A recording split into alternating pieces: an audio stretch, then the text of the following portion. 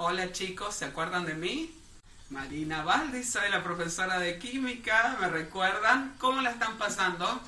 Yo estoy aburridísima de estar en mi casa, quisiera estar en el colegio, pero no saben cómo. Bueno, hago estos videos con mis hijas que me ayudan para que ustedes vayan siguiendo eh, los apuntes que les mandé con fotos al grupo de WhatsApp. También van a estar acompañados con estos videitos para que ustedes vayan teniendo la clase como si fuera en el colegio. Y no se olviden de mi voz y no se olviden de mi carita, que es la que van a ver en las pruebas y en los exámenes a fin de año. Hello, ya recuerdan eso. Bueno, la cuestión es que Química 1 empieza con el modelo atómico actual. Y el modelo atómico actual difiere del modelo de Bohr. ¿Recuerdan el modelo de Bohr cómo era? ¿Sí? El núcleo con protones y neutrones, y en los niveles de energía, en órbita girando alrededor de los núcleos, los electrones. En el primer nivel u órbita tenemos 2 electrones, segundo 8, tercero 18, y así con la fórmula 2n² que nos decía cuántos electrones podíamos poner por órbita o nivel como máximo. Este aquí que sucedió la física cuántica. Y la física cuántica, comenzando a principios del siglo XX, por ahí por 1920, 1910, con los descubrimientos del gran físico Albert Einstein. Einstein en este sentido propuso que la luz, entonces dijo que la luz se comportaba como una partícula a la que llamó fotón. Y esto después con de Broglie fue variando, porque de Broglie dijo, bueno, no solo se comporta como una partícula, sino que tiene asociada una onda. Eso lo vimos la primera clase que estuvimos juntos, casi la única que estuvimos juntos. ¿Qué pasó después de este tipo de descubrimientos de la dualidad onda-partícula? Werner Heisenberg fue un físico bastante conocido en Alemania que se puso a investigar acerca del comportamiento de los electrones principalmente, y vio que también los electrones como partículas tenían asociada una onda. Y veo que no seguían el mismo camino que decía Bohr, no seguían ese caminito de la órbita, sino que se encontraban a veces en un lugar, a veces en otro, por lo que propuso unas experiencias para determinar si se podía encontrar al electrón, y no se podía hacer. ¿Por qué decía esto Heisenberg? Imagínense que ustedes están en un garaje oscuro, o un gato está encerrado en un garaje oscuro, y la mamá les dice, vayan a buscar al gato. Entonces les da una linterna y está todo oscuro, no hay ventanas, ni puertas, ni nada. Y van y entran al garaje y se cierra la puerta y están oscuros. Sienten el maullido del gato adentro de la oscuridad. Y van con la linterna, iluminan al gato. Lo encuentran al gato, pero el gato se asusta con la luz y sale disparando para otro lado, y después lo vuelven a iluminar y sale disparando para el otro, y sale disparando. Entonces no es posible determinar en qué lugar exacto del garaje está el gato, pero sí que está dentro de una zona de máxima probabilidad.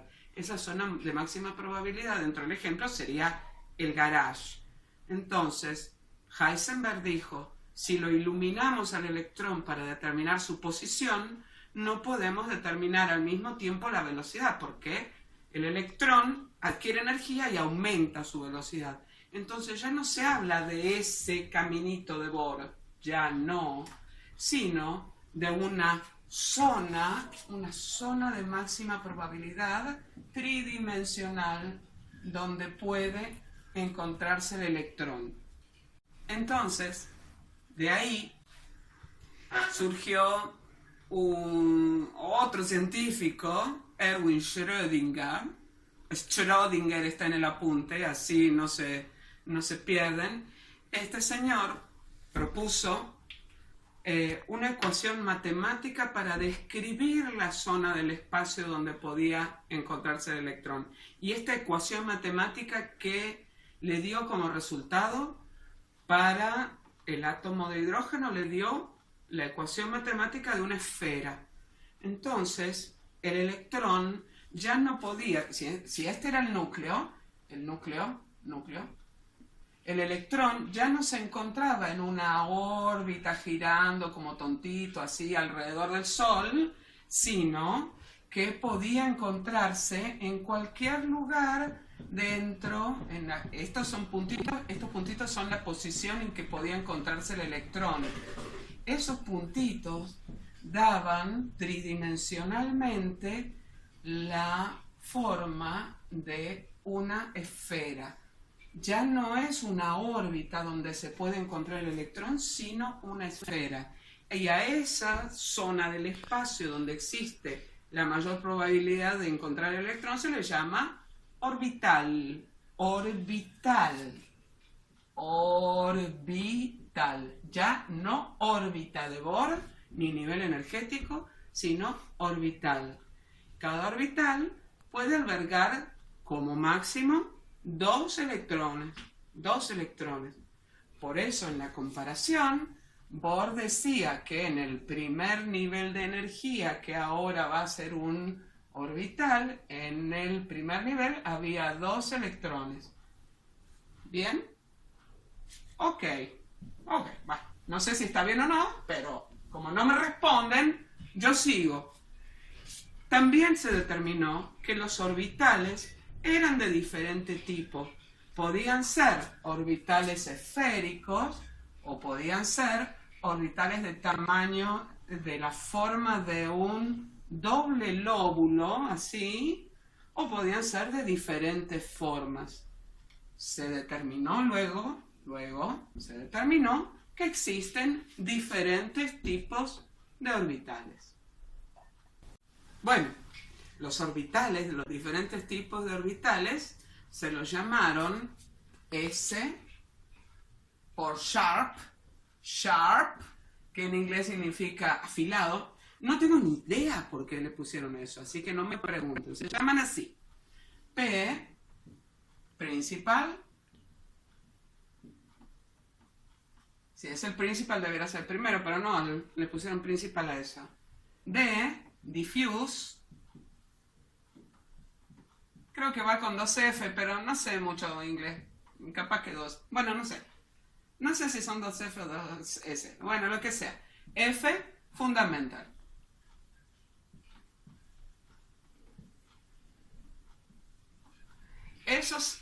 La diferencia entre el S, P, D y F es principalmente la forma que tienen. La forma. Entonces, con esos orbitales S, P, D y F, se fueron armando lo que se llama subniveles de energía. Con esos S, P, D y F, los subniveles de energía, los subniveles también se conocen con las letras de los orbitales. Está el subnivel S, está el P, está el D y está el F. El subnivel S tiene 2 electrones. El P tiene 6. El F tiene 10 electrones. El D tiene 10 y el F 14. Estos subniveles es como si fuera una división de los niveles de Bohr. Si Bohr decía que el nivel 1 tenía 2 electrones, corresponde al subnivel S. Si Bohr decía que el nivel 2 tenía 8 electrones, tendría que tener el nivel 2, estos dos, S y P, para que nos dé el nivel 2. El nivel 3 tenía 18 electrones. El nivel 3 tendría que contener orbitales S, P y D para que nos den un total de 18 electrones. La cuestión es comparar el modelo de Bohr con el modelo atómico actual. Esa comparación es como si comparáramos un edificio con diferentes pisos. ¿Qué nos dice Bohr? Que la zona donde están los electrones tiene diferentes pisos, que serían los niveles energéticos. El piso 1, el piso 2, el piso 3, el piso 4 y así sucesivamente. ¿Sí? En el piso 1 hay 2 electrones. En el piso 2 hay 8 electrones. Bueno, no los voy a hacer todos, pero son 8. Acá hay 18 electrones. Nos dice que están en los pisos.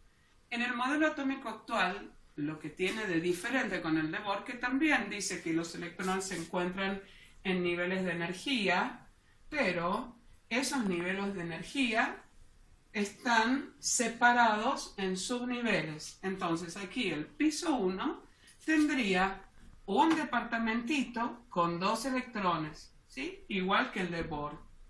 Estos eran 8, recuerden, ¿no?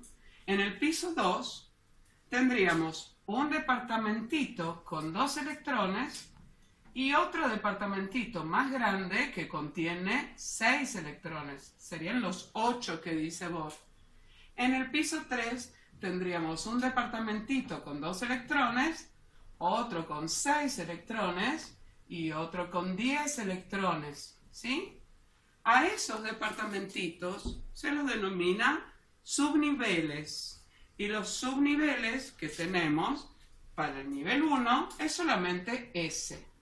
Para el nivel 2 es S y P. Son diferentes tipos de departamentos, unos más chicos que otros que contienen diferente cantidad de electrones.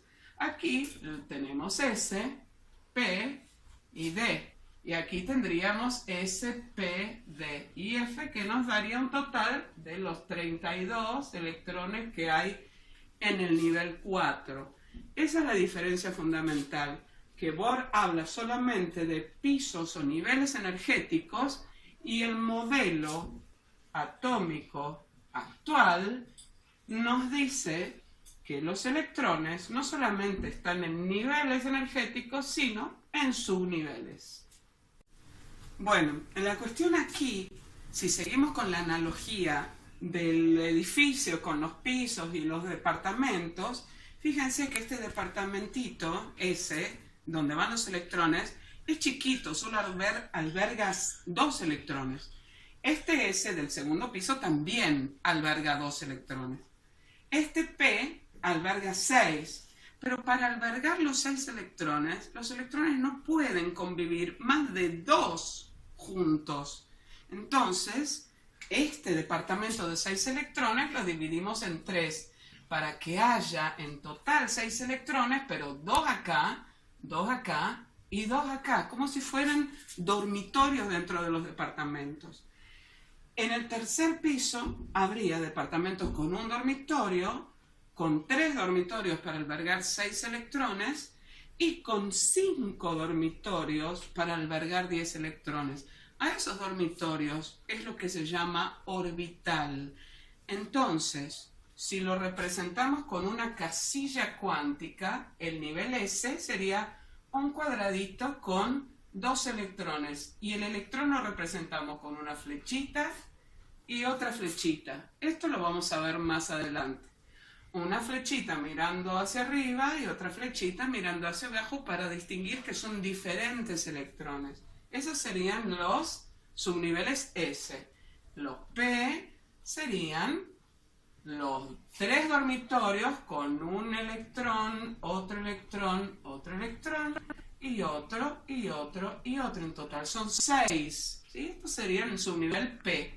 Cada uno de estas habitaciones se llama orbital. Esos son orbitales P, este es un orbital S. Y los D, ¿cómo serían? Harían lo mismo, 5 cuadraditos, y aquí pondrían los electrones. Primero lo llenamos con 1, 1, 1, 1, 1, y luego otro, otro, otro, otro y otro. Ese sería subnivel de orbitales D. Esto de las casillitas que les había mostrado recién lo vamos a dejar para hacerlo un poquito más adelante. Lo que yo quiero que ustedes vean y aprendan a hacer es ir llenando la configuración electrónica, que es como si fuera la distribución electrónica. En la distribución electrónica hacían 2, 8, 5, lo que sea, con el número atómico, ¿se acuerdan? Pero en la configuración electrónica ya no vamos a llenar niveles de energía, sino los subniveles. Y para llenar los subniveles, no todos los subniveles se llenan en orden numérico, primero los 1, después los 2, después los 3, sino que hay un solapamiento. A veces, por cuestiones energéticas, los electrones prefieren llenar otros subniveles primero que los que teóricamente debieran seguir su orden numérico. Es así que se llegó a determinar esta regla de las diagonales para llenarlos siguiendo el orden. En la regla de las diagonales, vamos a poner pausa mientras la escribo. La magia de la tecnología hace que yo ya la haya escrito en 2 segundos. Que puse todos los S, fíjense que están en la misma columna, los P, los D y los F. Y puse en el 1S, en el 1 solo el S, en el 2 SP, 3 SPD, 4 SPD y F. Entonces, la regla de las diagonales, ¿cómo la tenemos que empezar? Desde arriba hacia abajo y de derecha a izquierda trazamos una flecha que pase por el 1S, 2S, eso nos va a indicar el sentido en que vamos llenando los orbitales con electrones. Luego el 2P, 3S, 3P, 4S, nos sigue 3D. Luego el 3D, 4P, 5S, luego el 4D, 5P, 6S, y así vamos atravesando con flechas que nos va a indicar el orden en que vamos a llenar los orbitales. Sigue la magia de la tecnología, lo que estaba grandote ahora se hizo chiquito, y encima puse un machetito acá con los electrones que recibe cada subnivel. Entonces, cuando yo les pida configuración electrónica, va a ser la nueva distribución electrónica. ¿Y cómo vamos a proceder? Supongamos que yo les digo, denme la configuración electrónica de un elemento cuyo Z sea igual 49. Z igual 49 son los electrones a distribuir. Tenemos que distribuir 49 electrones. Los primeros electrones eligen el orbital 1S. Nos quedarían 47. Luego, los otros siguientes se van al 2S. Los que siguen se van al 2P, pero el P recibe 6. ¿Bien? El 3S recibe 2. Y así tenemos que ir anotando, siguiendo la flecha. Cuando se termina uno, empezamos con la flecha que sigue, y así tenemos que ir anotando la configuración electrónica que sería. Vamos, conmigo, yo no sé si me siguen, pero me siguen. 1S, en el 1S van 2. En el 2S van 2. Ahí nos quedan 45 todavía por repartir. En el 2P van 6. ¿Sí? Luego sigue el 3S, que van 2. Se terminó el 3S, sigue el 3P, que van 6. Se terminó el 3P, el 4S, que van 2. Se terminó el 4S, no sigue otro, sigue el 3D. En el 3D van 10. Y vamos contando para no pasarnos. ¿Cuántos vamos acá? 10, 20, 30. Y contamos los electrones que van. Nos faltan 19. 3D, 4P, 6, 5S, 2, luego el 4D. ¿Cuántos vamos? 10, 20, 38, 48, acá sí ponemos los 10. Y en el 5P, 49, ponemos uno solito. ¿Se animan a hacerlo conmigo como con Dora la Exploradora? Sí, hagamos un Z33. Vamos, Z igual 33. ¿Qué tenemos que repartir? 33 electrones. ¿Cómo los vamos a repartir? Siguiendo la regla de las diagonales. Entonces, en el 1S de los 33 fueron 2, quedan 31. Sigue el 2S con 2. Sigue el 2P con 6. Sigue el 3S con 2. Se terminó el 3S, seguimos con el 3P, por donde atraviesa la flecha, 3P y 4S. El 3P6, 4S2, vamos contando para que no nos sobre ni nos falte. Aquí vamos 10 y aquí vamos 20. ¿Cuántos nos faltan? Respondió Dora y respondió la mochila también. Después del 4S, 3D. Y el 3D recibe 10. O sea que nos faltan 3 más. ¿Dónde los ponemos? En el 4, después del 3D, 4P. ¿Cuántos ponemos en el 4P? 3 solamente, porque aquí hay 10, 20, 30 y 3. Esta sería la configuración electrónica del Z igual 33.